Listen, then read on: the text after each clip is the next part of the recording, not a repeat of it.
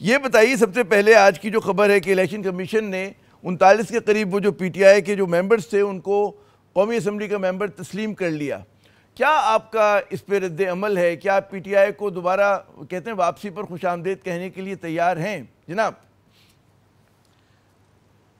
دیکھیے، ہم تو یہ سمجھتے ہیں کہ ایک سیاسی جماعت جو سپریم کورٹ کے سامنے موجود ہی نہیں تھی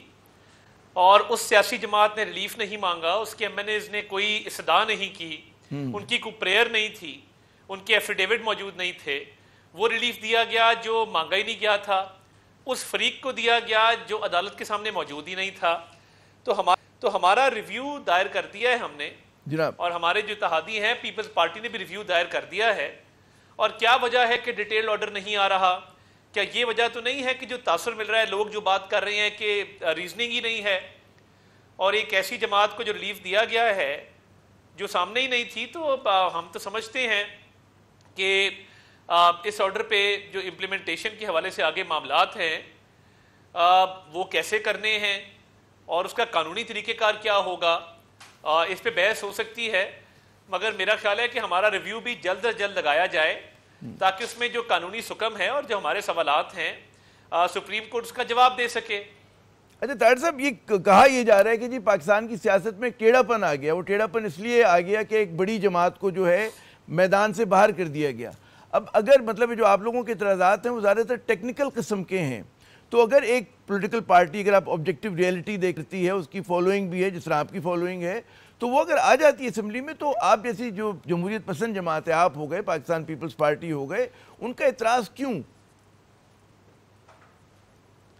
دیکھیے، جمہوریت پسندی تب تھی جب ہم عمران خان صاحب کی جب وہ کرین سے گرے، ہم ان کے ہسپتال گئے ان کی عیادت کرنے، نہ صرف ان کی عیادت کی بلکہ اپنی کیمپین معطل کر دی. جمہوریت پسندی تب تھی کہ جب ہم بنی گالا گئے، ہمارے لیڈر نواز شریف صاحب گئے اور ان کو دعوت دی کہ آئیں پاکستان کی خدمت کریں. جمہوریت پسندی تب تھی کہ بدترین جو ہے سیاسی انتقام کے باوجود مساق معیشت کی بات کی. جمہوریت پسندی تب تھی جب وہ ہمیں جیلوں میں ڈال رہے تھے، ماؤں بہنوں کو گرفتار کر رہے تھے، بدترین ظلم کر رہے تھے، اور ہم کہہ رہے تھے کشمیر پہ بیٹھ کے بات کر لیں. دیکھیے، یہ تمام چیزیں جمہوریت پسندی کے تحت کی.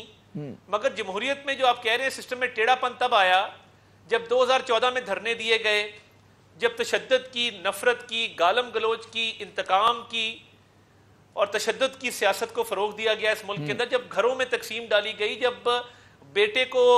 باپ سے، بیٹی کو ماں سے لڑایا گیا اور یہ کہا گیا کہ ٹھوک دو، مار دو، لٹکا دو، اور جب مذہبی ٹچ دیا گیا. تو دیکھیے، جنہوں نے 9 مئی کے حملے کیے ہیں، جنہوں نے سائفر کے ساتھ کھیلا ہے، جنہوں نے ملک کو ڈیفالٹ کرانے کی کوشش کی ہے، جو ملک کے ٹکڑے کرنے کی بات کرتے ہیں، جو فورن فنڈنگ سے پلتے ہیں، جو باہر سے فنڈ لیتے ہیں اور باہر سے فنڈ لے کے وہ ایک مخصوص جوئش لا ایجنڈے کو پروموٹ کرتے ہیں اور اس کے بعد اپنی ہی فوج کو، اپنے داروں کو گالیاں دیتے ہیں، اور اپنا قول و فعل میں اتنا تضاد ہے کہ کبھی ایک بات پہ قائم نہیں رہ سکے. تو مجھے بتائیے کہ اسمبلی توڑ دیتے ہیں مرضی کرتے ہوئے، جس کو دل میں آتا ہے اس کو. یہ آپ کے الزامات بالکل سر آنکھوں پہ بالکل تواتر کے ساتھ آپ لوگ ان کو دہرا رہے ہیں، اور میرے خیال میں ظاہر ہے کہ اس کا فیصلہ جو ہے کچھ تو سپریم کورٹ کو کرنا ہے بعض معاملات کا،